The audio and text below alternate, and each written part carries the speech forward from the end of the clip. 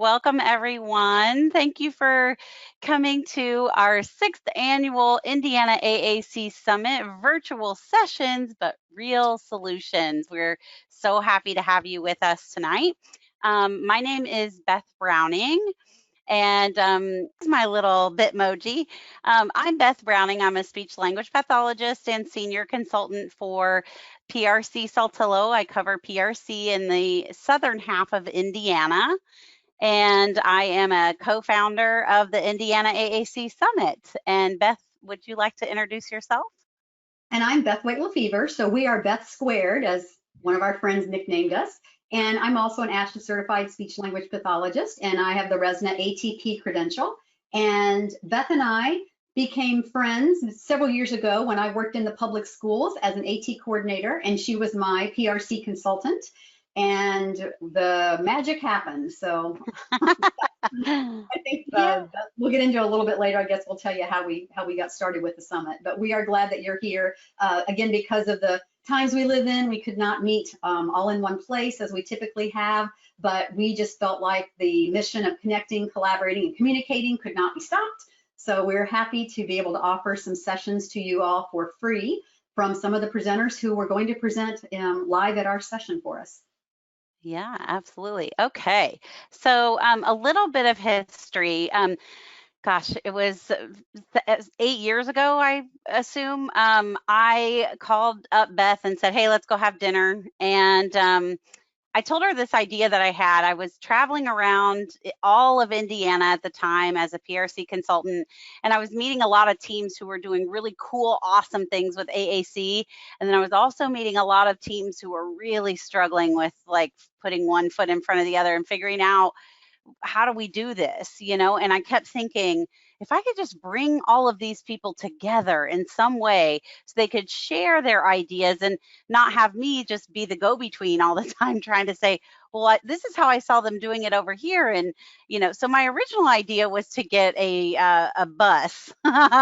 We were going to get a bus and drive all over Indiana, just picking up people on the way. And kind of take a field trip and go see what everybody was doing in AAC. And Beth was the voice of reason there. She said, no, we are not getting a bus, but we could have, a conference where we could bring people together. And, I kind of looked at her like, okay, are you thinking this is like really going to be a thing? And she's like, yeah, we're going to get a steering committee. We're gonna put together a group of people. We're gonna ask some questions. We're gonna figure this out. Yeah, we're doing this. And I remember leaving that dinner meeting going, what have I gotten myself into? And here we are, gosh, 8 years later, but our 6th event. So Beth, do you want to tell them a little bit about some of those events that we've had in the past? Sure. This is a picture of our gang from the first year. So the first 2 years we met at Bradford Woods, which is a camp that is run by Indiana University.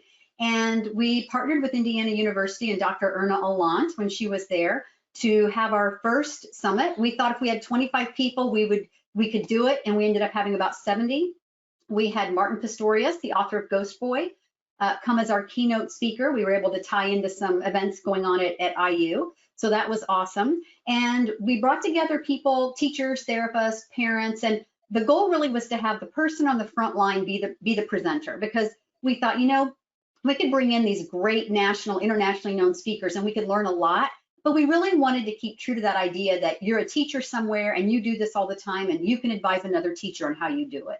Or you're a speech pathologist, and we had people afterwards tell us, I'm the only person in my district who does any AAC, and I'm just this lone wolf out there. But now after I came to the summit, I realized I'm part of this big connection, and I've got resources and people I can tap into when I need some assistance. So that was really kind of what we wanted to happen. And so the first couple of years we did that, and then after that we outgrew that location. It was a nice problem to have, and we ended up meeting in different venues. Last year we celebrated our big 5th year with a special presentation. We had Dr. Caroline Musselwhite come for a day, and then we had some of our local presenters as well the second day. So we always have, we've always had a 2-day venue. We've provided lunch. We usually have a keynote speaker that uses a communication device. So we've had adults with different types of devices who've given us insight on what it's like to grow up with or to use a communication device. And so that's really the mission, is we're just trying to celebrate successes, bring people together. And the other thing is we're trying to increase the presenters and people in our state, which is awesome because the presenters that we have presenting this series have all been attendees and former presenters, many of them at our conference as well. So we wanted to grow that network too. Yeah, we hope that some of you who are here from outside of Indiana might think about creating your own state AAC Summit. We've had that happen in other areas, and that's been really fun to see us grow in that way. Okay, so let's move on. One way that we are keeping in touch with folks, some people like to receive text messages. We will not send you very many, just a handful throughout the year. And we do not share your cell phone number with any organization. So if you'd like to be added to our texting list, you will send the word summit to 474747, and that will opt you into our texting list. So go ahead and do that now if you'd like to opt into that. Okay, and I'm going to give you a little information about our platform here. We're using GoToWebinar. So first of all, if you would have trouble hearing or connecting, the very first thing you want to do is check your audio source. And there on the GoToWebinar tab, you see it says audio. Make sure that if you're using different speakers or a headset, make sure the right audio is checked. So the other thing then would be, if you still can't hear, log off of GoToWebinar, log back on. Last resort, restart your computer. If none of those things work, then we would ask that you call LogMeIn. They're the company that runs the GoToWebinar series, and they would be able to troubleshoot with you. We can't really do more than that as we're in the live class. Okay, and the next slide. Okay, here's how you're going to interact. We really want you to ask questions. We do have a lot of people on the class, so Beth and I are going to moderate the chat, the question window there. So you can type your questions in, and she and I will take turns answering those. If there are questions for our presenters, we'll flag them, and as time allows at the end, we will ask the questions of our presenters. We are recording this, so this training will be available on our Indiana AAC Summit YouTube page by Monday, I would say. So you can just search for us on YouTube and find it there. And all of our trainings, there'll be 4 of them from this series, will be recorded and available on our YouTube channel. The handouts. So in the GoToWebinar training pane there, window pane, there's a place that says handouts, 2 of 5. So there are 2 handouts in there. There is the, and that's just a picture, that's not the actual names of the handouts, the names of the handouts in our section. But there is a PDF of the slides that have been provided for you, and there's a certificate you can use for recording your own professional development units. So you can use that to, if you're an ASHA SLP, you can use that to track your certification maintenance hours or any other professional development requirements. So we're not submitting things to the ASHA registry, but we would ask you to use that if you want to maintain your own. So at the very end, when we're all finished and we've said goodbye and we wish you a happy evening, when you close out a GoToWebinar, you will get the opportunity to take a very short survey. So we would ask that you consider doing that, because we will share that with the presenters. Beth and I will look at that, and that really does help guide us knowing, what we're going to do for the, next event that we run. Last thing I guess I do have on there is just note that it is going to be recorded. As I said, you do not get a certificate for watching the recording. So you do get a certificate for being here tonight and watching it live.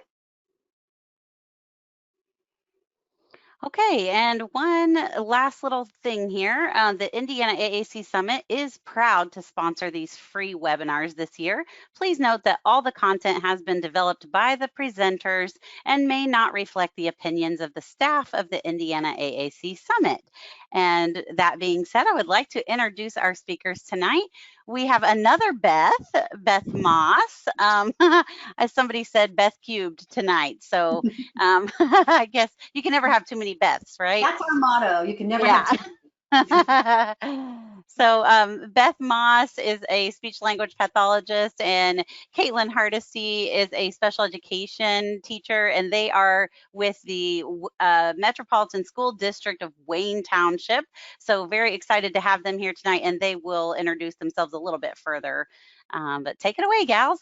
Awesome. Thank you so much for having us with you. We're going to go ahead and turn off our webcams just because it can kind of be distracting. And so let me get a couple things out of the way.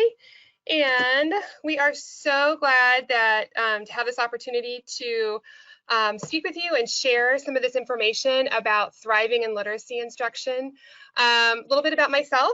I am a speech language pathologist, and I am the District AAC AT Specialist for the MSD of Wayne Township Schools. I have worked with individuals with complex communication needs who use AAC for 26 years, reached that stage in my career where I've been an SLP longer than some of my colleagues have been alive. So it's definitely a milestone. I've had the opportunity to present at some state and local conferences. And some financial disclosures. Financial, we are receiving a compensation for presenting this from the AAC Summit. I do receive a full-time salary from the MSD of Wayne Township. And then a couple of non-financials. I'm a member of ASHA. I'm also a member of the ASHA Special Interest Group 12, the AAC focus, and I'm a member of Indiana Speech and Hearing Association. Okay, well, I hate to disappoint, but I am not a Beth. My name is Katelyn Hardesty, and as mentioned before, I have experience as a special education teacher in the Metropolitan School District of Wayne Township. I currently am a Thrive coach who works with pre-K through 12th grade. But before I took on this role, I was the Thrive teacher in our township for 6 years. I've also had experience as an inclusion teacher, a Title I teacher, and a Thrive paraprofessional while I was going to school to get my degree. I now have had the privilege of being a presenter at state and local conferences with my partner in crime, Beth, who has helped to expand my work. So some disclosures that I have for financial, I am receiving compensation for this presentation with the Indiana AAC Summit, and I also receive a salary for full-time employment from Wayne Township. And then for some non-financial disclosures, I am the district autism leader. All right, so hang on one second. So I wanted to talk a little bit about Thrive. We've used this word Thrive in our presentation, and we also, hang on. I'm gonna get this figured out, you guys. We wanted to share a little bit about what the Thrive acronym comes from. And so about 5 years ago, we started thinking about how we describe the experiences that our students are having in what you might think of as a life skills classroom. So our Thrive experience probably would have a lot of similarities to some of your programs that might be considered life skills. But we wanted to look at what does that mean? What does that experience mean for our students? And how could we be more descriptive of that? And so our Thrive experience is definitely an alternate curriculum. Our students in our Thrive experiences have alternate assessments. A critical piece of our students in our Thrive experience is that we set high expectations for opportunities to develop healthy lifestyles, being able to take responsible risks, developing that skill of interdependence, vocational employment, and educational success.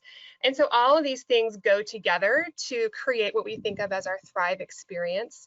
Wayne Township Schools is a large urban school district in Indianapolis. We have about 16,000 students in our district.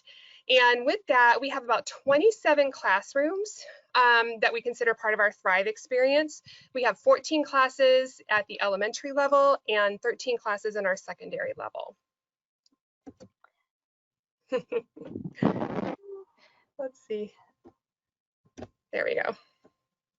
All right, so our next slide is going to be our objectives for our presentation today. So we hope that you will leave today knowing the 4 questions to ask when determining where to start with literacy instruction, understanding the components of an emergent and conventional literacy instruction, and that you will leave with ideas for both in-person, and we have now added this to our presentation for virtual literacy instruction to implement tomorrow for your students with complex needs. All right. So as we begin our presentation, we want to talk a little bit about our journey in thinking about literacy instruction for students with significant cognitive disabilities and complex communication needs. And our journey really started in March of 2019. Katelyn and I had the opportunity to attend a conference together that was done by David Koppenhaver and Karen Erickson. That focused on conventional literacy instruction for students with significant cognitive disabilities and complex communication needs. And one of the things they really began their conference with was looking at this idea of how all of these components are woven together for oral and written language development. And we really talked a lot about the fact that in order to get better in any one area, you can do those things, but you need to make sure you're following the arrows. We can't teach something, a skill in isolation, without considering the impacts of reading on receptive communication and listening, or reading and writing, and how those two are interrelated.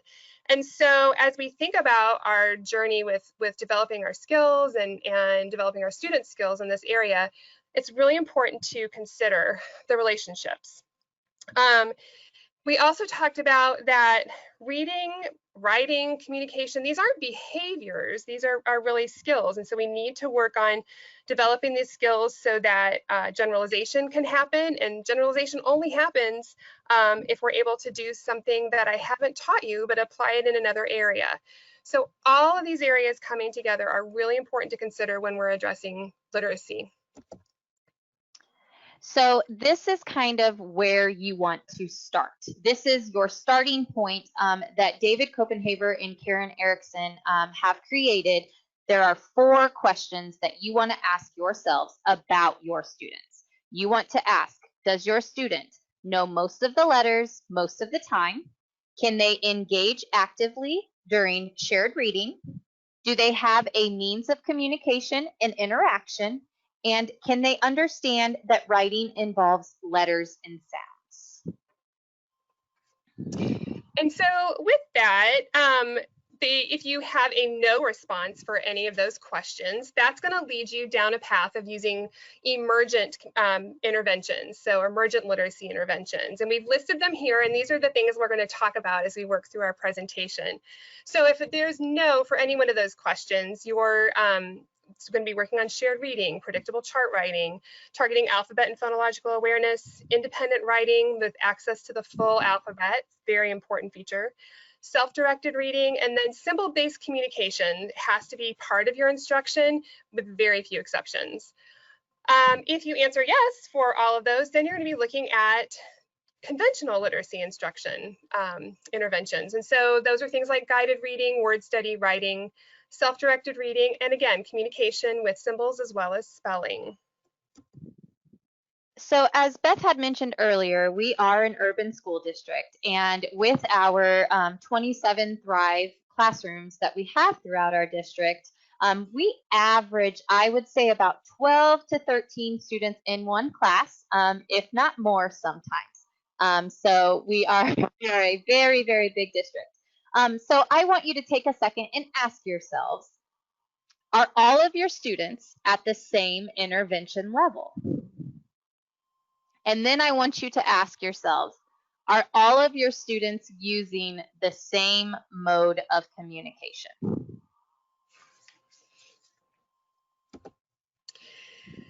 The likely answer for, I would think, the majority of you is that your students are not all at the same level. And I know that there are lots of differences in our students' abilities, skills, strengths, areas for improvement. And for the most part, most of us probably have classrooms that are maybe multi-grade level as well as multi-skill level.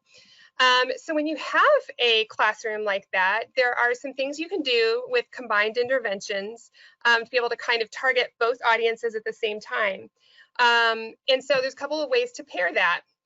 As we're discussing these strategies and interventions later, think about shared reading and guided reading are 2 interventions that are targeting kind of similar skills at different levels. So whilst your emergent readers or learners are working on shared reading, your conventional learners could be working on guided reading. Predictable chart writing is a great thing to be able to do for all learners in your classroom, and we're going to talk a little bit more about that.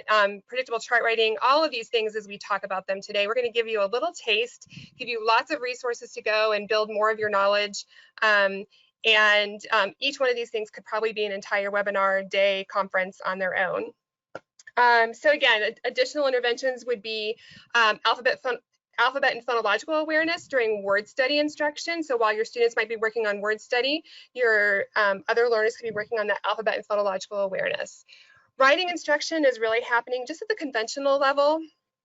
We do have independent writing opportunities so that our emergent learners are getting that opportunity for writing, and then self-directed reading. So you could be combining these interventions in a multi-level, multi-grade classroom. Obviously, if your students are all at the same level, then you're just going to be working on either emergent interventions or conventional interventions. When Beth and I had attended the conference with Karen Erickson and David Koppenhaver, I was actually a Thrive teacher at the time. And when I returned back to the classroom after the conference, I immediately started implementing as many strategies that I had learned in as fast as I possibly could, because I had so many aha moments as I was sitting there staring at these brilliant people and them giving us all of this information. And then the following year, I was able to take on the role as the Thrive coach in the district. And that's really when Beth and I started talking about, we have got to get this out to everyone in our district. We have got to talk about these strategies. We have to share all of this information with everyone. So we're going to take a quick second to just let you guys know how we were able to share some of the information. So we're going to talk to you a little bit about our pre-pandemic plan and then our pandemic plan, because just as for all of you, things drastically changed in the spring. So as we started our idea, we thought we were going to try to do something that's PD in the moment. It's not always easy to plan professional development outside of classroom time for our staff. Finding an opportunity for the paras to be involved is often challenging. And so we decided to try to target 4 of our Thrive classrooms. And in this particular school, 3 of the classrooms had new teachers.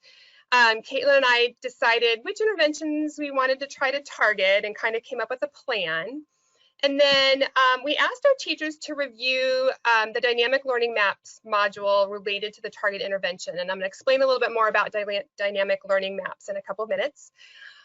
We provided links to resources and examples for application to their specific students. So we kind of helped start to think about access and what other materials might be needed so that everybody is getting an opportunity to participate. We asked our staff to establish a literacy intervention time that we could all agree upon, as this would be the time we would work on this particular skill. And then Katelyn and I came in and we actually modeled a lesson from beginning to end. We demonstrated the intervention strategy within the classroom setting with the students that were there. We also had the luxury of knowing these students pretty well because this was a building that we had both worked in previously. We were able to then review that strategy and help the teacher plan the next week's lesson. The teacher would then implement whatever intervention target we had worked on the following week with our support.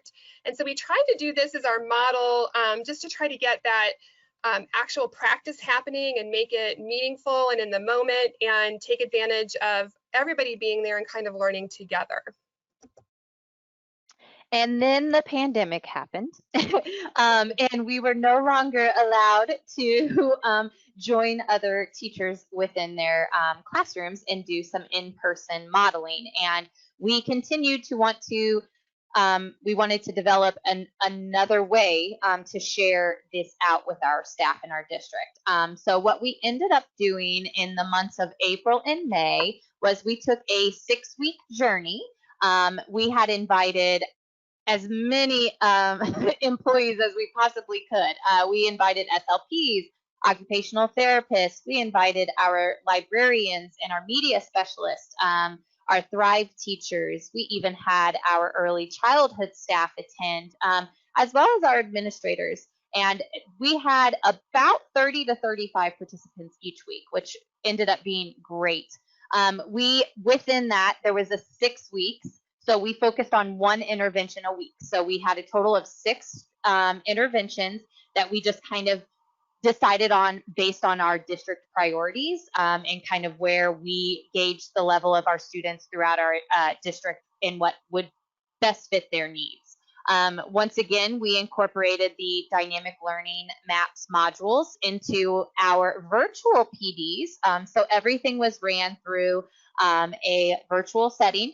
And then we used the group facilitated materials that are within those modules. And Beth will, once again, she will go through those with you in just a second. We then led discussions just using a variety of tools.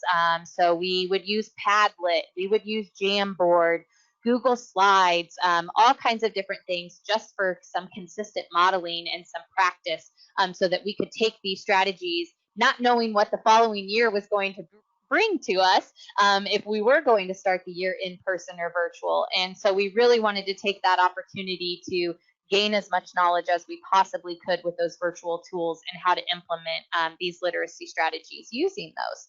And then we were able to take the pre and post assessments and transfer those into a Google form to where we then had our participants complete and were offered a certificate of attendance based on that completion of the assessment.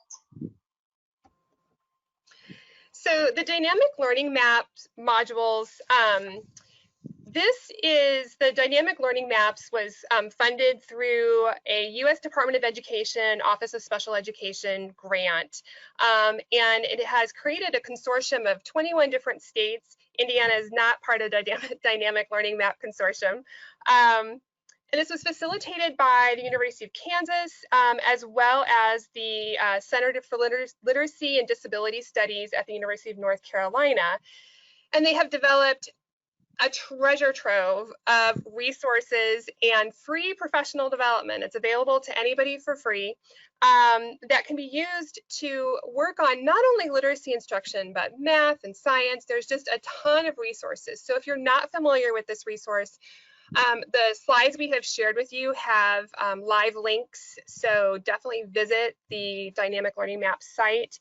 And there are examples of how to utilize their both independent instruction. You can just sign up and watch the course and take a quiz at the end, or do group facilitated modules. We found that these worked incredibly well for our group. So that was one of the important parts of how we worked on building our skills as well as the skills of our staff. So without further ado, please join us on our road to literacy interventions. Don't laugh, Beth. I love just those pictures and things. All right, so the first strategy we want to talk about is shared reading. And shared reading is really about building relationships and connections. That's what's really critical to this idea of shared reading. The focus is really on the interaction. It's about reading with the child or with the student, not to them. And as you're building the relationships with these students, it helps you to be able to relate the story or vocabulary to the students' experiences. It allows us to share concepts of print. We can help our students understand how to hold books, how to turn pages, with the difference between text and pictures. And then an obviously critical step of shared reading is we can use the student's communication system to be able to provide that modeled language input that's so important for our students to develop an understanding of how their symbols relate to the language around them. And we can help the student interact, comment, direct, and just share that experience. The other thing about shared reading is that it can happen with one-on-one, or it can be small group or whole group. We actually had some opportunities to do some shared reading with our whole group instruction as well. Wanted to share this particular strategy that we talked about during shared reading, and I had a graphic, I think it's this graphic, but I might have made a different one, that I ended up sharing with our teachers, and they posted in their classroom to really kind of help them focus on a very beginning idea of shared reading. And so this shared reading strategy, the CAR strategy, was developed by Natari and Syverson, Maddox, and Cole in 1999. And then I've listed for you, these will be hot links, places where there are a number of resources about how to use shared reading and how to use the CAR strategy on Jane Farrell's site, on the Literacy for All, as well as the Dynamic Learning Maps website. So in this CAR strategy, it's really important when we're doing shared reading that we are asking a question and then we're going to pause. And this pause is something that all of us have to work on all of the time, giving that wait time. We're going to then ask a question to the student. So if we're reading about roller coasters, we might start with, oh, you looked at that roller coaster. Oh, I think it's going really fast. And then we might ask the student after our pause, do you like to go fast? Again, that pause, that critical piece of giving our students time to process, letting their bodies have a moment to maybe respond in a nonverbal way, or their ability to utilize whatever their communication system is to respond. And then we're going to do that final respond by adding a little bit more. This is especially important if maybe your student has some less conventional ways for responding, that we're going to have that response and closure and association with whatever behavior they might show you and how that relates to what's happening with the reading. I'm going to check my notes here. One of the other things that we also did with our shared reading experience is that we created manipulatives when we were doing whole group activities. We let the students explore different objects or pictures through sensory modalities. We also read a book with it on our Promethean board or our Smart board, and then gave some of our students paper copies with pull-off pictures. Some of our students might engage through their Chromebook because they needed that copy up close. And so we try to use a variety of opportunities and a variety of methods to present students with the opportunity to join us in this shared reading experience. Additionally, for shared reading, this is another resource that we were able to use to really help support our staff understanding by what we meant. So the Dynamic Learning Maps has some structured planning for shared reading related to grade level texts. The link will take you to a number of vignettes that are based on grade level. And the structure of it is really for you to consider, what questions are you going to ask your student? How will the student respond? How will they be able to engage in the activity? And then what is the teacher or the shared reading partner going to do in those responses? And we found that these were really useful examples when coaching our teachers and paraprofessionals about the purposeful planning for shared reading. We especially found this helpful, as I mentioned earlier, if our students' primary communication might be represented through unconventional modes of communication, whether it be facial expressions or vocalizations, some body movements, versus maybe some more conventional modes where they could be pointing to pictures or using their AAC system. This really helped some of our staff members to really think about how could they continue to respond and have that shared reading experience based on how the student is reacting to the story that they're reading. So in terms of what to read, I mean, obviously you can read anything that the child might be interested in.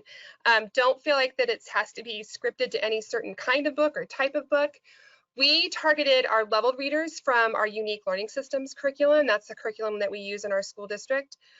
We had access to library books, classroom books that we had made through our Tar Heel Reader. We used squishy books, and I gave an example or a picture here on this video of squishy books, and there's also a link in your handouts to a description of what that is.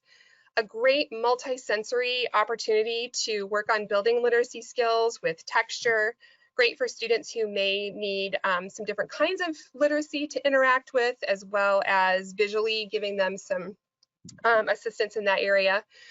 We had books that had page fluffers so our students could turn the pages or help us with that, certainly high contrast images. I mentioned the Tar Heel Reader books. We'll talk a little bit more about that a little bit later in our presentation as well. And then we talked about doing them on the Promethean board or books in their hands, anything that your student will engage with. Another resource through Tar Heel, which is from the Centers of Literacy and Disability at University of North Carolina, is the Tar Heel Shared Reader. And this is a resource that can be used virtually or in person, and it lets you access those shared reading with age-appropriate stories and books, books that may target a variety of interests for your student. And this work has been made available, as I said, through the Center for Literacy and Disability Studies that is directed by Dr. Karen Erickson. And so you'll see her hand through a lot of the things that we're sharing with you. There are just tremendous amounts of resources that both she and her colleagues have developed through grants, but then have made available for free. So Tar Heel Shared Reader is another free resource. It'll let you access the books. And then I'm going to go ahead quickly. Let's see if it'll open here and show you a real quick example of what this would look like. If it's going to respond. So for example, I'm going to pick, it looks like my friend Jessica Conrad has created this book about road construction, which she and I just talked about yesterday. That's fantastic. We're talking a little bit about Indiana and and some of the experiences we have in our state. And so what this book does, or what this program does, is allows you to read books that have been created and have access then to the symbols down below so that you can have that shared reading experience and support it through symbols. We don't have time to really delve into this, but please take some time to go and check it out. It's an amazing resource when you're working on shared reading.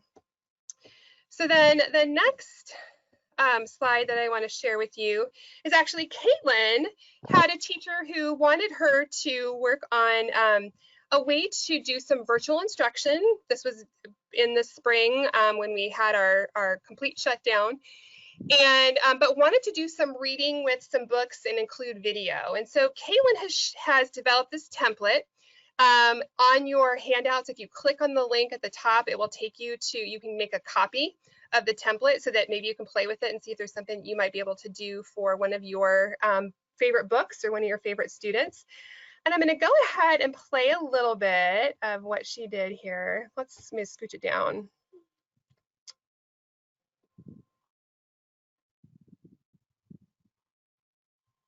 I found some things that are included on this page as well. I found some eyes. I found a nose. I found a nose. I found fingers. And I almost came close to finding some toes. But they're really cute. But the toes are underneath those shoes, right? Katelyn does such a good job of just the dynamics of reading. I'm excited for you to hear more about her from our next section here. As you're reading, though, these the opportunity to use then these the words at the bottom with a recording to have that shared reading experience. So we could ask our students to look at the book to find out which one that they like as we're reading. So a great resource that we kind of created in the moment because it was necessary to have a way to provide that shared reading experience virtually. And I do want to add to that, Beth, that one of the things that kind of I just thought of to mention while for our presentation is that when you were going through that CAR strategy for our shared reading, you talked a lot about making sure to give that pause. And the same kind of development I did with the shared reading template the video that you had just saw. The very first video, I scripted the objective to the families, to whoever is going to be the adult that is working with that student. Because if you don't front load the information of your goal for that activity, you might get more feedback from the adult than the student. So you really want to explain to those, if you are presenting, in a virtual format with your students, you really want to have those brave, courageous conversations with the adults that, We want to be able to see what that student can give to us. We want to give them wait time. It might feel uncomfortable that I'm pausing for 10 seconds, but know that it's okay. So just think of having those conversations as you are implementing these strategies with your students in that virtual format. Okay, so going into this, our next strategy is our guided reading strategy using Anchor, Read, Apply. And this strategy is if you are saying yes to all of the 4 questions that we had presented to you earlier. So you will use Anchor, Read, Apply for students that can know most of their letters most of the time, can engage actively in a shared reading experience, have a means of communication, and know that writing consists of letters and words. So if you can answer yes to all 4 of those questions, you will want to use Anchor, Read, Apply. This was probably one of my top favorite strategies of our conference because this was my biggest aha moment as an educator. Karen Erickson and David Koppenhaver had opened up this strategy asking all of us, what are some ways that you teach reading comprehension to your students? So I'm going to ask you, for just a second, think of ways that you are teaching reading comprehension to your students. If you're like me, you might be thinking, well, I'm reading a text, and then I'm asking them questions about the text after we have finished reading it. Wow, is that actually teaching them reading comprehension? No, and that was my biggest aha moment, that I cannot believe that I was one of those teachers that the way I taught comprehension was just by asking them WH questions. I did not elaborate any farther than that. And so this strategy here is giving the student the opportunity to drive the instruction and really intentionally teach that text comprehension. So when I think of Anchor, Read, Apply, with my background as also a general education teacher in the mild inclusion setting, I thought that this strategy was definitely similar to what you would know as a KWL chart. So there are 3 parts in the Anchor, Read, Apply, as you can see: anchor, read, and apply. So the anchor of the strategy is going to be what the student already knows. And with that, you are writing down and taking in all the responses from your students. It is very discouraging when a student believes that they are wrong. So you are giving them the opportunity to feel successful, and you are writing those answers down, whether you think it's wrong or not, because this is a student-driven strategy. So that is your anchor, what they already know. Then you are going to read. You're going to read the story to your students with a purpose. You want to have that purpose in mind so that they know what that end goal is after they are finished reading. If you are familiar with ULS, or Unique Learning System, you do know that in the iDoc version, the computer will actually read to the students. This was a big thing in the conference that we attended, that really just read it to them, engage with them, take that opportunity to build your relationship with your students in your classroom and have fun with your students by you as the teacher reading it to your students, and not just a computerized version. Really, that was a huge thing too. And like I said, you want to tell them why you are reading. And then you are going to apply. So then after you are finished reading, you apply what they read by using the text to create and then support a second list so you can compare those responses. So if you see this picture on the right-hand side, my purpose, or my anchor, was what can you see at an amusement park? The purpose of the reading was that we were going to read to find out what Zach saw at an amusement park. So we created, to the left of the chart, our own personal list. What do we, just using personal connections, what do we see at an amusement park? And then on the right-hand side of that chart is where you go back to the text and you use responses from the text to then compare. So my students saw what was on the right and Zach saw what was on the left in the story. And then you build those comparisons by using that chart.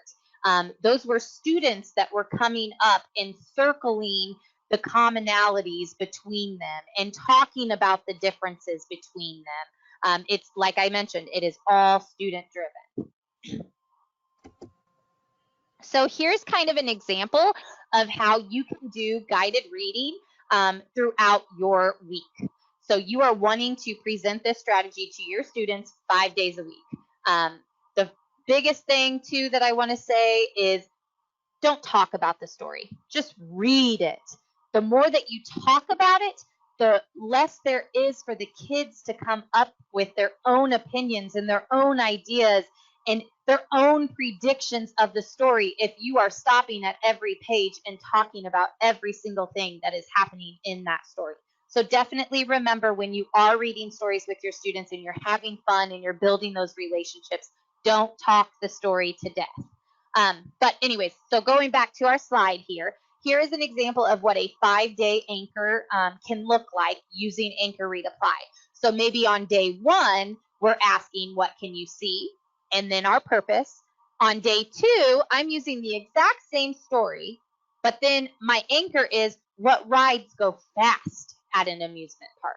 So our purpose is to then identify what rides go fast in the story. Day 3, I'm talking about what rides go slow at the amusement park. And once again, I'm reading the same story, but it's a different purpose every time. Day 4, what do the rides look like at an amusement park? Scary, fun, different things like that. And then for day 5, what rides would you try at an amusement park? You can also build predictions into your stories as you are reading them with your students. If you want to just take a short picture walk as you introduce the story to your students, take a short picture walk, write down the prediction that has been created by the group, and then keep that prediction posted so then you can go back and prove that prediction. If that prediction might be a little off, then you can drive with your students and say, okay, that might not have made sense. So now, after reading a couple more pages, what new prediction can we create now? And then you just continue to stretch their thinking. Then what? Then what? As you're continuing to go through that story. Okay, so we wanted to make sure that we gave an example of how you can use Anchor Read Apply with Unique Learning System, just in case this is the curriculum that you are using with your Thrive students. And so the Anchor examples that I gave you earlier were definitely from a Unique Learning System story at the amusement park. As you all know, if you're using it right now, it is our summer edition. So it has been this school year as well. And so what we did was we made sure to always implement the communication boards at the end of the story. When we came up with our anchor chart of what can you see at an amusement park, we created, using symbol sticks with ULS, we created a visual board to then offer to students that might need a little bit more support generating ideas.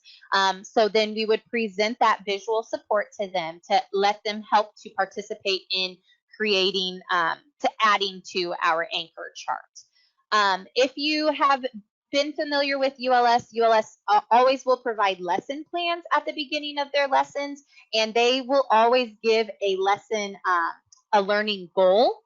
And you can also sometimes take those learning goals as your topic for your anchor chart as well. So if you can kind of see in that bottom image, it says the learning goal with students is I will remember something Zach sees at the amusement park. So I took that learning goal from ULS and I made that my topic of my anchor chart by saying, what do you see at an amusement park? And then we definitely wanted to also provide a way for you to be able to implement this virtually with your students. We know that in person, we can have a book in our hands, we can use chart paper and write the answers on the chart. We can call the students up to draw the line and make those connections. How can we do that in a virtual setting? And so we have linked here a website. It is free for a certain number of days, but I think if you want like the premium version, it could be a paid subscription. But it is it's called AWW app, and it is basically a virtual whiteboard. And our teacher below has been utilizing the virtual whiteboard as a way to compare and to talk about the anchor chart with her students as she is going through the story. So definitely some other, you can use Jamboard if you wanted to, or as you can see in the top right corner, I was being a little bit more traditional, and I was in a Google Meet, and the camera was just aimed at my chart paper on the Google Meet. But then that would require more of partner assisted scanning if you have some nonverbal students, to where I would have to point as I was going through when we were really doing that comparison at the end. These are all some really amazing examples of ways to implement that. The teacher that we highlighted on that last screen, she has a Twitter page, I think it's @Miss.Jones, and she is one of our newer teachers, but has just amazing implementation that she's sharing on Twitter. So if you want to follow her to see some of her ideas of how she's implementing both in-person and virtual opportunities, she's a great resource to follow. We want to give her a shout out. All right, so our next topic we want to talk about is predictable chart writing. And as we mentioned at the beginning, predictable chart writing is a strategy that can be used both for our emergent learners and our conventional learners. They're just going to be doing some different kinds of things with that, with the experience and with the assignment. So predictable chart writing is a structured approach to a shared writing experience. It again is set up as a 5-day activity. So this is something that you would do a daily intervention. I wanted to pause for a second. When we were at the conference in March 2019, they talked about trying to have 2.5 hours. I think that's right, wasn't it, Katelyn? 2.5 hours of literacy instruction a day. Yes. To try to plan for that. And that definitely made a lot of our eyes pop out of our heads. But I think one of the things is you're looking at some of these resources, there's a lot of things that we can incorporate throughout the day and opportunities to keep practicing and re-practice some of these things. So predictable chart writing is certainly something that you're going to do as a structured daily intervention. But as you look at some of the opportunities with predictable chart writing, there will also be some chances for you to bring in some of those things as a quick 5-minute before you head out the door. So this activity builds concepts of print for our emergent learners. It was originally developed by Gretchen Hanser. She's an occupational therapist, and she developed this idea and has really shared a ton of resources about it. Make sure you Google her name for I have some other resources that she has shared that will be great resources for you to look at as well. So we talked about, again, that our emergent learners and our conventional learners were going to participate in this activity. This activity really targets a wide range of skills. It is looking at communication, choice making, concepts of print, the writing process, and how to set up early sentence structures. It works on developing sight word recognition. And as well, for our conventional readers, get a chance to maybe work on developing some fluency, because they're going to have exposure to this chart over these 5 days to really develop so that that fluency becomes faster and faster for them. And I think another great thing is that it allows all of our learners to see themselves as readers and writers. So we use this 5-day strategy, and at the end of the 5 days, you will have a book that your class can put together and then add to your classroom library. So here's an example of what a 5-day chart writing lesson plan might look like. They usually follow the same structure every week. We talked about with our staff the benefit of having these predictable structures and routines, because it allows our students to have that built-in repetition, but with variety. And we know how important it is for our learners to have that access to do some things many, many times for practice. And a lot of times our students with cognitive disabilities and complex communication needs need, I can't remember the number that Karen talked about. I don't know if you remember, Katelyn, the number of repetition of practice to really build that skill to a carryover level is really big. And so if we're only targeting that for just a few minutes once a day, they never get that opportunity. By using something like predictable chart writing and that structure, you're getting that opportunity for lots and lots of practice, but with a little variation, so we maintain interest and opportunity to expand. So on day one, you write the chart, you determine whatever your sentence frame is going to be, using core vocabulary, using those sight words. Each student gives a response, and then we write their name next to their response so that they know that this is their response, this is their predictable chart writing. On day two, you're going to reread the chart and you're going to work the chart. So you're going to be reading the sentences, talking about, remember so-and-so said that they like bananas. You can clap and chant the words. So you're building in some of that alphabet and phonological awareness skills. And then students could certainly use their AAC devices to be able to read the sentence frame, because they're going to be core words and they hopefully have a robust system to be able to do that. And they may even have the vocabulary to be able to complete the sentence as well. The students on day three are going to cut the sentences. And so students who may not have the fine motor skills to be able to cut the sentence independently could certainly, you could be using some partner assisted scanning, and am I going to cut it here? And waiting for that response for the student to give you the, yeah, that's where we cut it. Karen Erickson talked about, as she shared this strategy, to really make sure that we respond to the directions the kids are giving to us and then give them an opportunity to go back and correct it. So if a word gets cut in the middle, we have to have them look at it and go, oh, wait, is that right? And we might show them the picture of want, and then show them the picture, their pieces that has the W and the A and T separate, and have them take a look at it and start to learn and make their own judgments about if that where you wanted to cut it. If not, that's okay. We can tape it and you can show me where the correct spot is to cut it. Day four, you be the sentence. And this one, I think that our teachers had a lot of fun with, thinking of ways to implement this. So we're going to show you a couple pictures in just a couple minutes. The students can wear the words, so you put them around their necks with strings, they can hold on to them. Your students who might be in wheelchair devices or walkers or things like that can get up and be moving in their devices, and they are going to actually be the sentence. They're going to get in the order that the words are supposed to go to make that sentence. And then if they aren't in the right spot, again, another opportunity to have our students build those skills. And well, here's the sentence.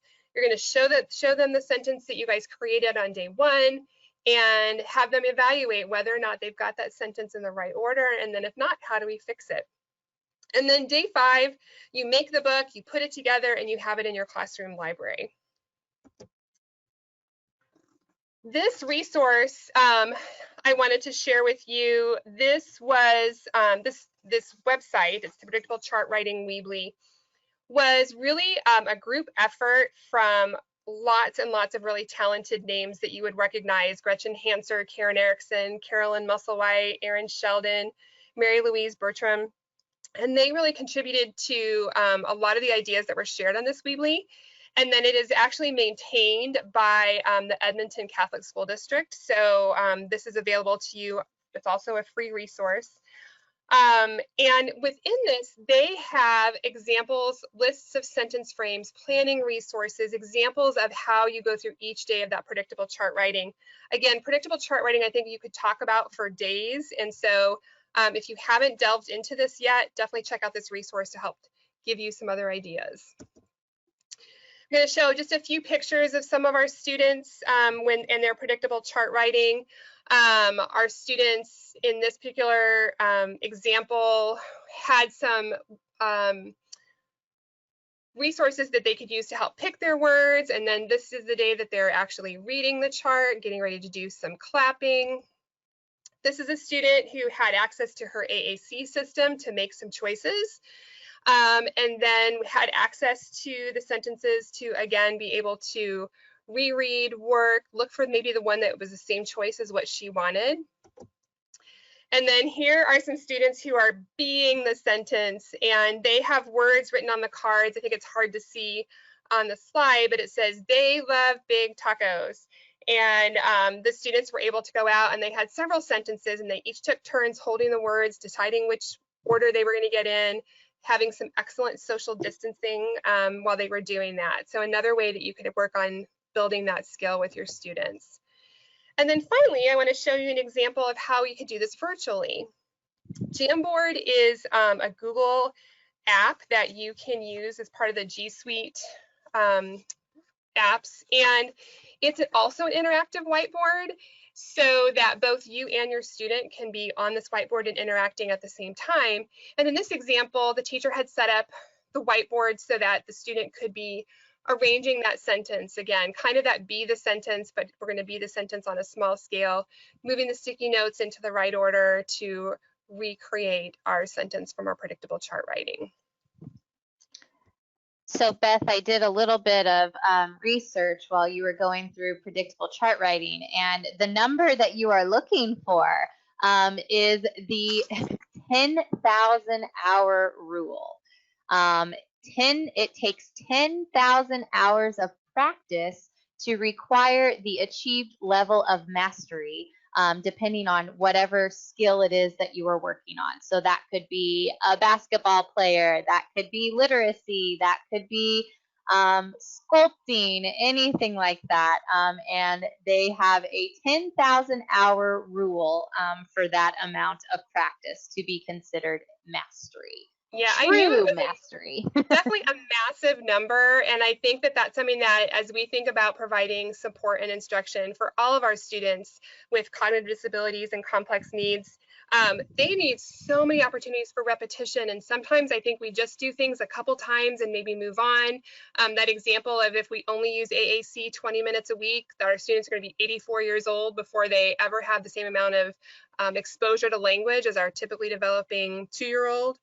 And so finding those ways to get that repetition is so critical for our students to work on developing these skills. Thanks for looking that up. So if you haven't caught on to our pattern of presenting yet, Beth is really going more into depth of the emergent learning strategies, and I am hitting those conventional interventions. So once again, this strategy for word identification and decoding is if you are able to answer yes to our 4 essential questions. So you would be working on the guided reading, anchor, read, apply with your conventional learners, and then the word identification and decoding. Thank you. Okay. Sorry. So no, you're fine. So working with words. There are many ways that you can kind of start or present this with your students. That picture on the right is an example of a word wall in a teacher's classroom where they were posting their words on the cabinet doors throughout their classroom. So really what we're doing here is I want you to take away the focus of this strategy is that you want to use real words. You want to give purpose and meaning behind. Nonsense words, really, I mean, yes, that works on letter sounds, but it doesn't provide a purpose for students. And it doesn't really help to focus on that generalization and that application.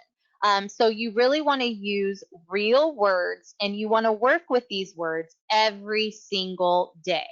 And so here are a list of some examples of how you can work with those words. You can use word wall words such as the high frequency list words. If you can see in the picture, we are using the high frequency words in ULS, in the unique learning system. You can also use a list of words from your most common phonograms and incorporate it within your words instruction. So you kind of know the gist of what a word wall would entail. So visual word sorts. So if you were to work with words with a visual word say you are giving an ending of a word with at or at, excuse me, you're working with words. So you're giving an example of the word at and the word pick. And then you can provide a word bank to your students, and your students can then compare and sort where words that sound like at and sound like pick would go under. So you might say bat, sat, sick, lick, different things like that. And they could then sort those words visually. So you are adding a visual to that. Obviously, underneath that, auditory word sorts, excuse me, I'm getting all discombobulated here. But auditory is you're taking that visual of the word away and you are verbalizing it to the students and seeing if they're able to sort the words without using a word card and just by hearing it. Spelling word sorts. I have set myself up for failure on this entire slide. But for this one, you want to, you can tell students a word with the same spelling pattern and then see if the student can spell a new word using that same spelling pattern. And then you can kind of compare and contrast what that actual spelling of the word might be and get really a lot of information out of doing that. A basic compare and contrast would be that students are given cards with 3 or 4 keywords on them. So you could have cards that say can, make, nice, and play. And then you want to write a sentence on the board with an underlined word that shares the ending of one of those key words. With those keywords, the student is then going to identify which word was able to help them read the underlined word. So I hope that made sense because that was a lot of language there. So you are giving them a list of 4 words. So say I said can, make, nice, and play, and then I wrote a sentence on the board. So my sentence is, I bake cookies. I'm underlining the word bake. I want my students to then, out of the 4 words of can, make, nice, and play, I want them to identify which word is going to help them read the word bake, which would be the word make. So a little bit of example there. Making words. You can select 5 to 6 letters. You want to start with one vowel and then kind of build on that as you're introducing this skill to your students. So definitely start with one vowel. And then just guide your students to use those letters to make different words out of those letters. Let them make mistakes. Let them figure it out. Ask them, does that sound right? Once they read the word, and different things like that. Once again, all of these strategies are very student-driven strategies. Sorting and transferring. So for sorting, you're going to, with the words that you've already made, you're going to find all the words that might have the same beginning sound. You might have some of the words and ask if they have, what words have the same number of letters. What words share a spelling pattern, what words rhyme, what words end the same. You can pull all kinds of different things out of that for sorting. And then for transfer, with the words that you're working with, you can help the students to then spell a new word that might start with that same sound. It might start with that same spelling pattern, or it might end with that same sound. And so you're transferring it over into composing new words using the words that you have already created. And then another example for working with words could be guessing the covered word. So you write a sentence on the board, but then you use a Post-it to hide the word. So students then make suggestions of what word is covered up. You can then write out each one of their suggestions and uncover letter by letter, and then compare their suggestions to see if they're on track with the word that you wrote down. So you just kind of go piece by piece and you see, okay, let's create this list. Okay, you said that you thought my word was bike, but I'm moving my Post-it over and my word starts with the letter S. So does that make sense that this word would be bike? And different things like that, and then all the way until you uncover the word. So in this picture, I think what we were doing was introducing the words of that week If there would have been another word under the letter I, we might have been having an opportunity to then say, what are some other words that start with the letter I? Last week we had a word that started with the letter I. Do you remember what that word was? And just really playing around with it. Want is on that cabinet board, so maybe I wanted to ask the student what rhymes with the word want, or do you know a letter that ends with the same sound that want ends with? And just really building those concepts of print with your students. And so we do have some hot links on this page as well, where it's a word study example, a close activity example, and then a making words example. And I do believe 2 of those are actual videos of modeling for different lessons. So this was a picture. This is my pride and joy picture, actually, because this is my previous classroom that I was in. And when I came back from the conference and I was incorporating everything that I had learned, and I was just like, oh, I've got to get a word wall up. I've got to get a word wall up that pops, that everyone can see, whether they have, if they have visual impairments, whatever the case may be. So I put that black paper on my wall and I started posting my word walls with my students. So once again, I kind of talked about how you can use words that come from the 37 most common phonograms. You can use the high frequency word list, 2 to 3 sight words that maybe can't be sounded out phonetically, and different things like that.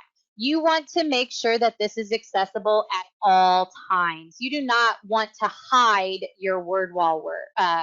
You want to be able to refer to your word wall when you're doing anchor, read, apply, when you're working on your writing strategies. You want your word wall to be visible to your students. You definitely don't want to organize those words by color, because then that can become a memorization game versus actually reading the words. And then you can always incorporate multiple modalities. So clapping and chanting. So if the word is cat, maybe I am C-A-T, cat, C-A-T, cat. But as you see, I was saying the letter name, not the letter sounds. So I can go in great detail about this wonderful strategy, but as we are short in time, I'm going to keep our focus here. So yeah, we've kind of basically touched on all of those, Beth, using words in a sentence and some different things like that. So this was, yep, go ahead, you're good. This was an example of some ways that I was able to incorporate ULS, as well as provide some of those visual supports. I was really huge on wanting to meet the needs of all of my students, whether that be by using sign language, by putting a visual with it, by putting a motor movement with it, whatever I could to get them to engage. So this student had a visual board of the words that we were working on, as well as underneath, I also printed off the AAC, using the AAC Language Lab, I printed off the path for one of my students that could take to then transfer into his device and find those words when we were doing our word identification on his AC device. And then this was an example that we wanted to share with you using Jamboard. So this is also a hot link where you can copy this template. You can use the Post-it notes on Jamboard to then have your virtual word wall and just continue to pop this up. If you wanted to, down at the bottom in the word you, I just took a screenshot of the ULS image and posted it in as a picture versus using Post-it notes if you prefer using the ULS high frequency words. But do know one thing about Jamboard, the pictures don't lock. So if you are active in Jamboard and you're sharing that hot link with your students and they're accessing the board as well, they could potentially move some of those items that you are doing. So this could be done in a Google slide as well, or yeah, using Jamboard. So. Awesome. So we did kind of gave ourselves a heads up, and the Beth gave us a heads up that the time is going really, really quickly. So I'm going to speed through a few of these things. You will have the resources and all the links, so you can try to kind of get through, at least touch on all of the areas we want to share with you. So our next area, alphabet and phonological awareness, is really for our emergent learners. So those students who have not yet developed that concept of print, have not yet don't know other letters and sounds. Alphabet knowledge is really encompassing that idea of the letter shapes, the letter sounds, the letter names, and that relationship between upper and lowercase letters. Phonological awareness, we're talking about distinguishing between words, recognizing syllables, recognizing word beginnings and word endings. And so one of the things that we utilized it shared with our teachers was this idea of enhancing alphabet knowledge. And so I provided the link to this resource in your slides. This framework targets a letter a day instead of a letter a week.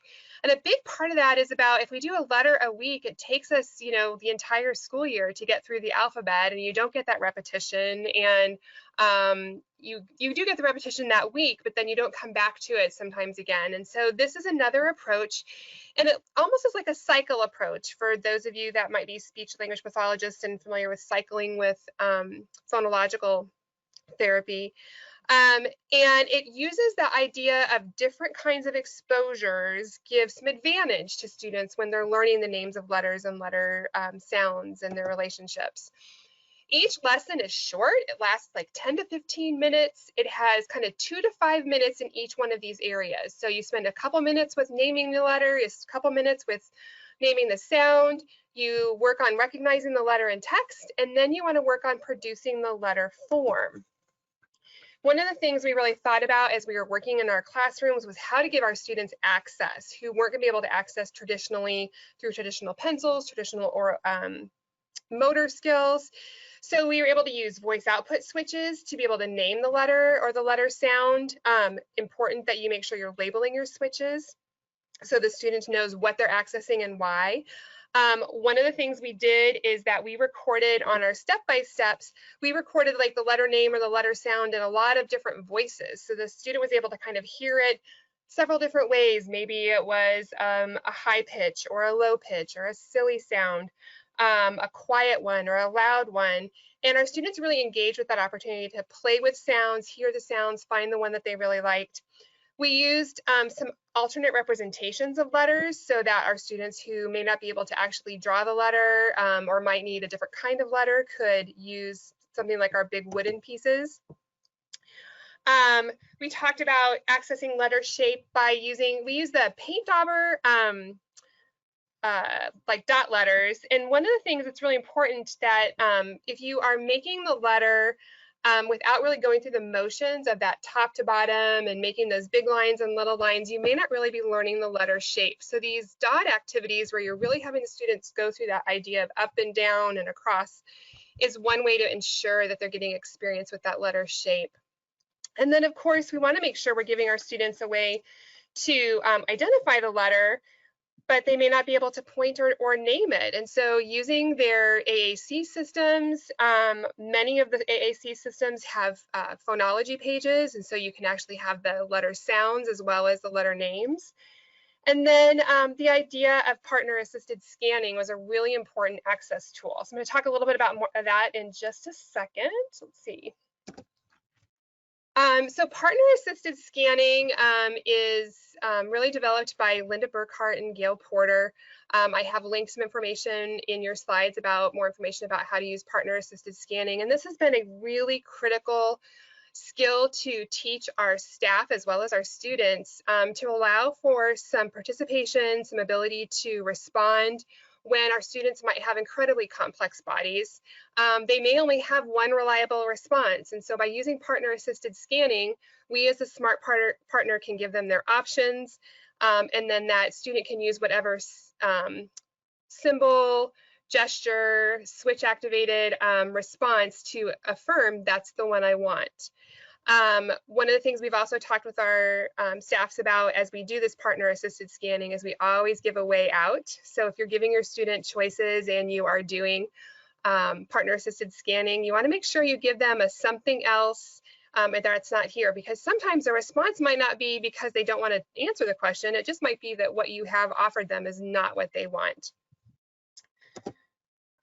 These are a couple examples of some virtual alphabet and phonological awareness activities. The link in here is to a Jamboard that has these activities included.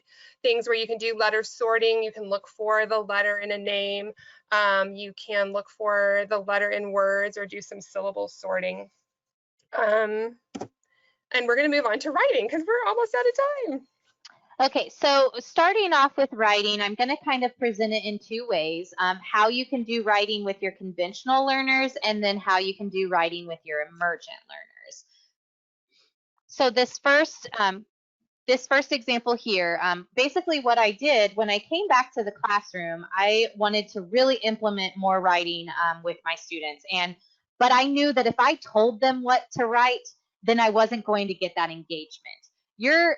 You just want the kids to start writing. And so I let them pick their topics. I let them create their own ideas and go from there. I had one student who really, really struggled with writing. And because I let him drive that instruction, he ended up producing a lot of really amazing things. So some things that I want you to focus on in this section with the writing is don't stop the students. We are constantly, oh, you forgot to put your name on your paper. Oh, this sentence needs a period at the end. Do not interrupt them to talk about those rules. Just because you're telling them what to do does not mean that they are understanding. Take time when you're doing your anchor charts, when you're doing your word wall work, when you're reading stories to your students. Take time during those moments to really teach writing. But when it is time for the students to access their writing, just let them write. As you all know, real writers go through multiple drafts. So let them write it. Don't let them erase it. Just let them add to it. Have that conversation with the students. Tell me more. Tell me more. And then once you've got that planning and the drafting, then you can start talking about the revision process. Then you can start talking about teaching writing. But do not get out that red pen. You are not using a red pen. This is student driven and this is a conversation with your students. You are saying things like, tell me more. You seem to really like blank.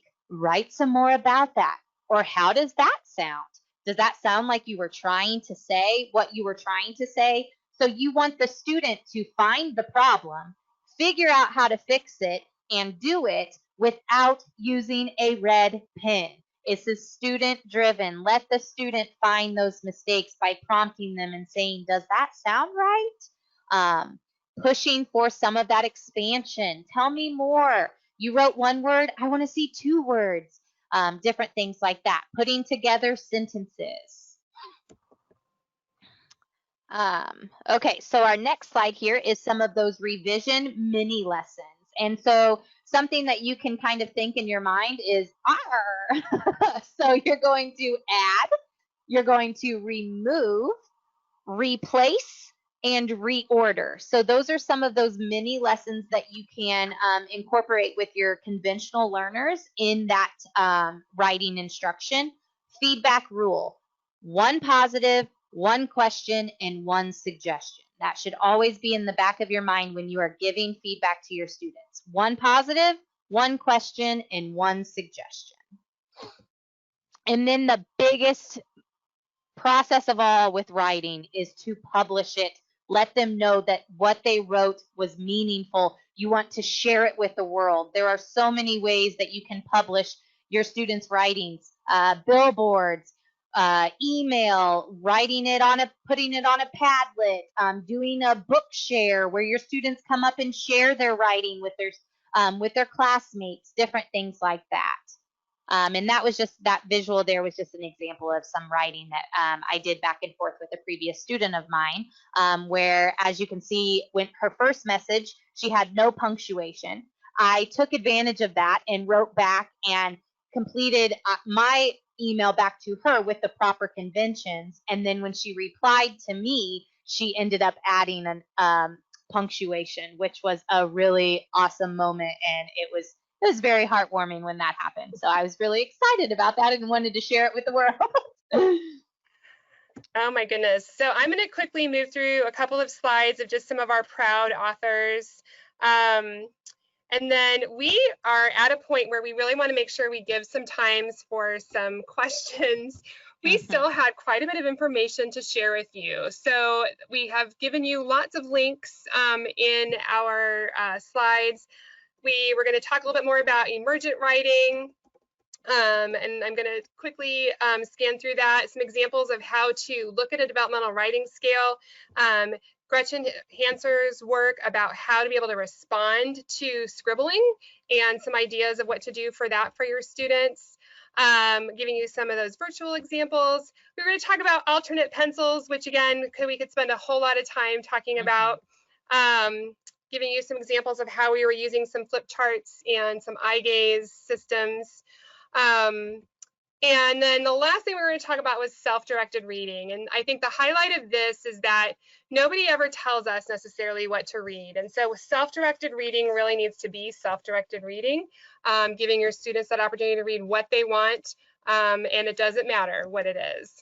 So I'm going to get to our last slide and kind of open up the opportunity maybe for some questions in the last couple of minutes we have. We are talkers, so we apologize. And we're super passionate about this. There's so much to learn and do. Yeah, we did have a question come through. So going back to shared reading, is it important to share just one book, or can each child have a copy of the book? We definitely had our students, depending on what their needs were, if they needed their own copy of the book, we had that available. We actually made some of our books with pull-off pictures, so the student had a way to kind of interact with that.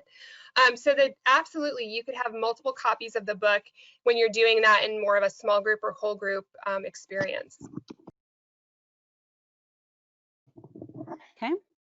So Beth, I'm going to turn my webcam on and just show an example really quick. So this is using ULS. This is a pull-off book.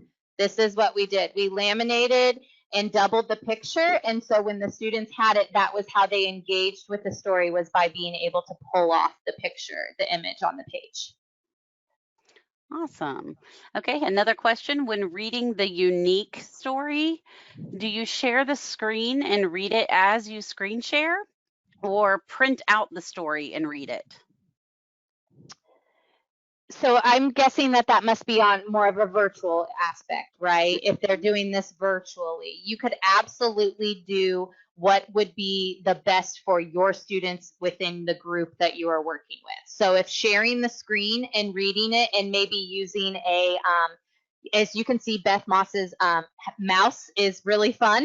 If you had a cursor that can kind of help as you're reading along to kind of go through the words as you're reading the page, or if you think that it's going to be more engaging for your students to print off and do a Google Meet to where you're just turning the pages, then you can absolutely do it that way. There is no wrong answer in that. Okay, Where did you another download the cursor? They had a question. I'm sorry?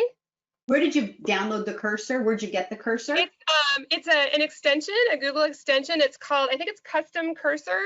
Yes. And it allows you to have all different cursor renditions.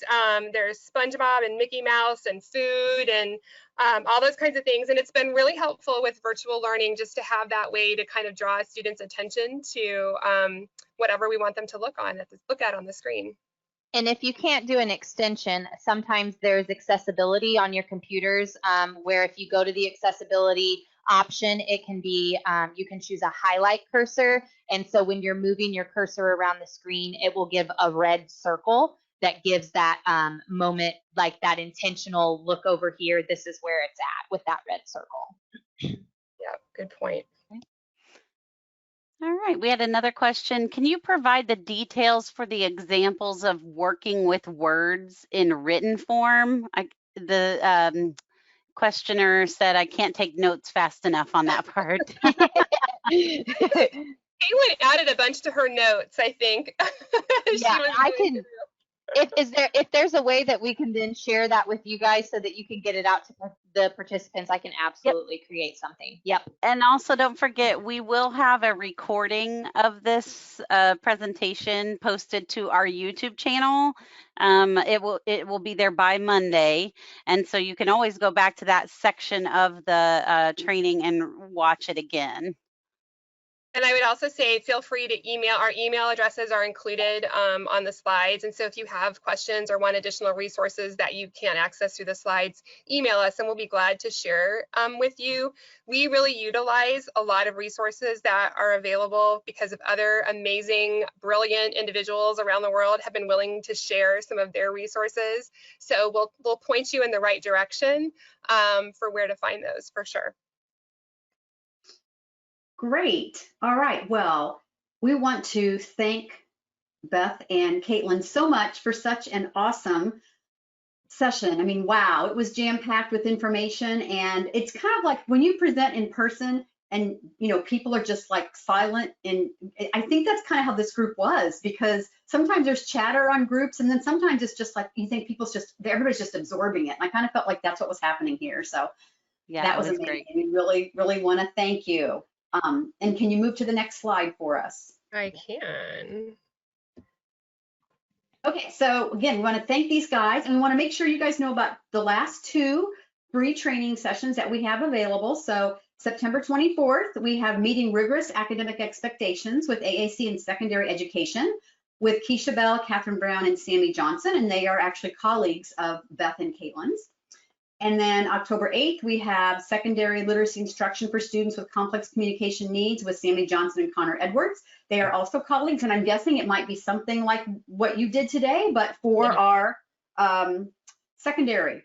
It is, and they have a lot of really fantastic ideas. So if you work with that secondary student population, this is a must-see. Both of these sessions are must-see for working with those individuals. Again, thanks to you ladies for your presentation. It was fabulous, and we can hang out for a second here, see if anybody else has any questions, but if you are finished, then you're free to go. Have a good evening. Make sure you got your handouts and your certificate, and again, the recording will probably be Monday by the time we get it up on YouTube.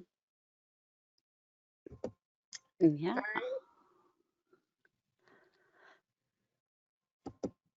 What a great group.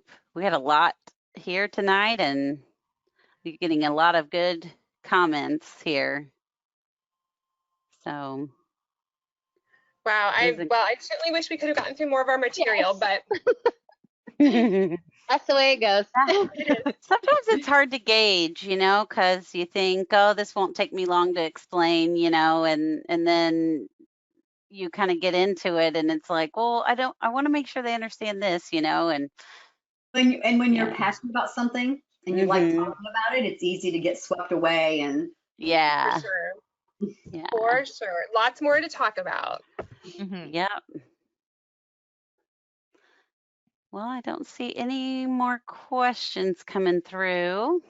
Yeah, I think we can wrap this up. So thanks everybody for joining us. We hope to see you again at one of our next 2 sessions, and everybody have a good evening. Wait, Beth, we do have somebody with their hand raised. Caroline Nessenbenny.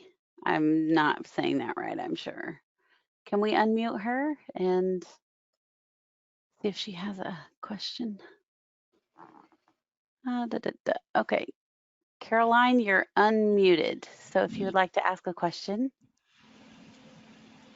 I had a question earlier. Are you able to hear me? Yes.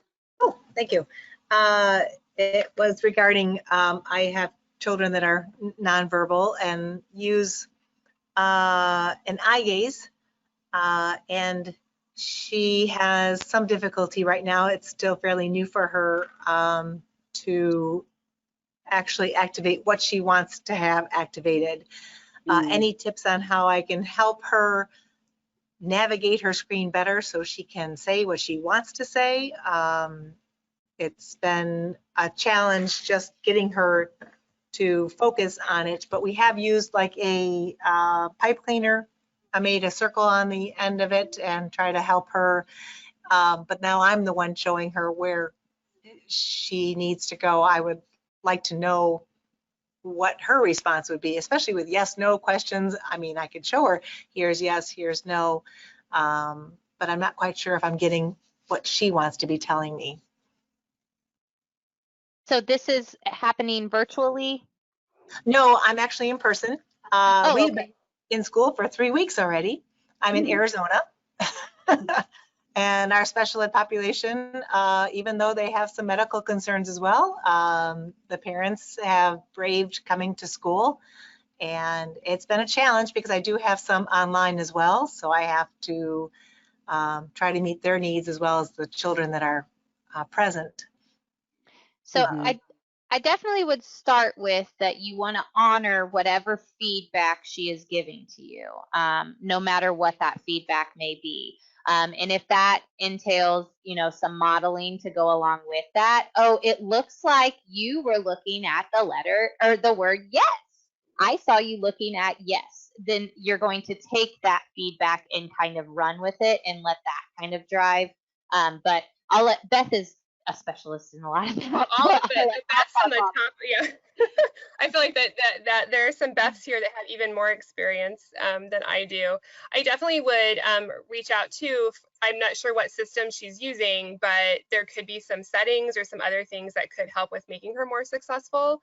So reaching out to the consultant for whatever high-tech, it's a high-tech eye gaze system, I'm assuming. Yes, it is. I wish I knew the name right now. Right now I have a terrible headache and I just want to go home. So yeah, I would recommend that too. I think there's a lot of settings, especially with the feedback that the user sees on the screen. So sometimes the default might be a little cursor that kind of moves around. That might not be the best type of feedback for that individual. Sometimes we can change that to actually invert the color of the button that they're looking at. So it's like very obvious which kind of where their eyes are on the screen or where it's picking up their eyes. So hers does highlight. Hers has a yellow little box that goes around. Correct. And she sometimes has to hold for I think 2, possibly 3 seconds, and it's hard for her to hold. Yeah, you can actually decrease that. We call it in our devices, it's called dwell time or acceptance time. You can reduce that so that she doesn't have to look at it so long before it finally accepts that. So yeah, I would definitely reach out to your local consultant for the device company, whatever device that she has, and see if they can help you tweak some of those settings, because that sometimes can make the most difference. Is that it's and just putting hard. the vocabulary that we're using, we do use Unique also, and we can add her words, the core words that are part of the stories on there. She is 8 years old, a 3rd grader, and she really wants to communicate. You can see that. Her expression shows it. I might start off of the, not start with the curriculum, but start with something that's more motivating and fun and engaging for her, and an activity that she gets to direct other people. A lot of times kids really like that, so they build success in a more social situation before they will use that in a curriculum-based situation. Yeah, along those lines, I find that it can be important to really hone the individual skill in the access method itself before we start using that access to actually communicate through academics, and also just even giving her time to just practice the skill of activating the screen with her eyes. In fun games and just little silly things, telling jokes, whatever, that doesn't really have a lot of load to it, cognitive or academic load to it. She likes to tell her jokes. There are some warm-up games we would do with her in the morning, kind of get her ready. But I think it's such a long day from 8 o'clock until 3 that, and she really wants to stay engaged with her device too. But I think that's an awful lot of screen time for her. But she's a trooper. She really tries, and keeps trying to communicate with everyone. And I wish we had more time to socially interact, but right now that's just not appropriate. And my students don't wear masks, so we really cannot go in any kind of inclusion environment. And the rest of my students are also nonverbal. So she basically stuck talking to me. So for now, she has a we do champion. get out. For sure, that that you are going to continue to champion that opportunity for her to communicate and look for those resources. And then one other thing I would also add is it's okay to use multi-modalities. And so you may want to see if you have some activities that she could do that may not, they could still use eye gaze, but she could be doing it from a low tech perspective so that she doesn't have that fatigue that is associated with it's hard work to use eye gaze systems. So that could be another way to kind of get another opportunity for her to communicate, build that skill, build some of that accuracy, but with some low tech options. I try to give them some choices. The pictures for Unique are very clear, no background, no clutter, so pretty easy to look at. And if we're making choices using those visuals, she seems to appreciate having a break from always looking toward the eye gaze. So, but I appreciate your conference. It was very informative, and I look forward to utilizing a lot of things that you had. I also went to Caroline Musselwhite's AAC conference just before COVID hit. So I was going to be all set and gung-ho, and bam. So I get to now start over again, and I really was not good virtually. My parents unfortunately had a lot of things going on that it was too difficult for them. And that's why they're actually in person now. They really struggled too much with their other children at home and the whole virtual world with my students. So we're fortunate enough that they allowed them to come to school. And our general population is coming back on Monday. So we will be almost up and running with the full population of our school back in session on the 14th. That's great. Good luck to you. Yeah. Thank you. And all right. Thanks for coming. This conference. You guys have a good night. You too. Take care. Good night. All right. I double checked, and I think that was the only hand up. So I think we're good. All right. Well, thanks everybody. Have a great rest of your evening. Okay. Bye-bye.